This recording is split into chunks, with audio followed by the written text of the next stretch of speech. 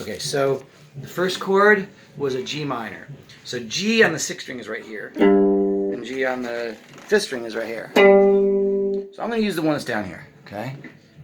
G, and we want a minor. There's a G and a little M on the chord name, so that's G minor. Remember, all the chords start with the root note and have a little power chord. When you're on the sixth string, the major note is right there, and the minor note moves down and just you get it by barring. So that's your G minor chord. And remember, we're only trying right now to get those three notes. This one, and then the minor note, which you get by the bar. Everything else you can just kind of let mute. That one can mute, those can mute. We just need those three notes. Cool?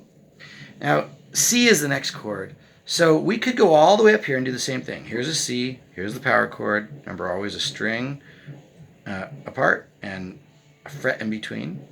And the major note would be here. So that C major chord would look like this. But that's a big jump to make to go from there to there. So instead of finding C here, we can find C on the fifth string. And to make the C major chord there, remember, all these chords start with the power chord. String apart from the root note. Use your ring finger and the fret in between. And the major note on the fifth string is in your pinky instead of in the middle finger. It's because the tuning's different there on the second string. So we get those three notes. Let your finger kind of droop over the strings so all those others just get muted. We just want those three notes right now. Cool, so that's a C major.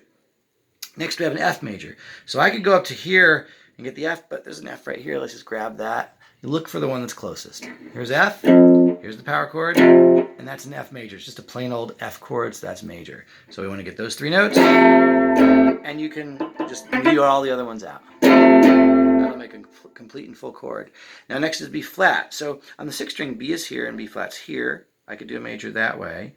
Or it's probably better for us to go down here where we were, right next to where we were. Here's a B on the second fret, so B flat is down a fret from that. There's the root note, here's the power chord, and because it's major, it's just a B flat chord. Remember, the flat is part of the letter name. This is B, that's B flat. That tells you where to go. The other part of the chord is the major and minor distinction. This is major, that's minor for the fifth string. We're trying to play major. So we had this, G minor, C, F major, and B flat.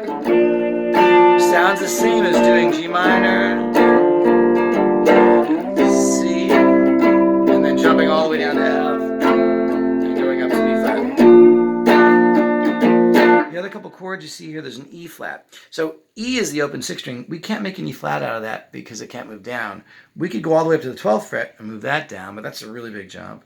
There's an E on the fifth string at the 7th fret, so we can get an E flat at the 6th fret. The fifth string shape for major is that. Another one of the chords coming up is a D flat. So the D flat, here's a D. Flat, it looks like that. It's major, there's no minor, so it looks like that. There's an A flat. Here's an A right here. I can move that down to A flat, and there's my major shape for that. Remember, it's different. On the sixth string, the major looks like this. On the fifth string, the major looks like that. It's always a power chord. Here's the major note for the sixth string. Here's your power chord, and there's the major note for the fourth string. I'm sorry, for the fifth string. Then there's what is this other one? There's a B flat minor.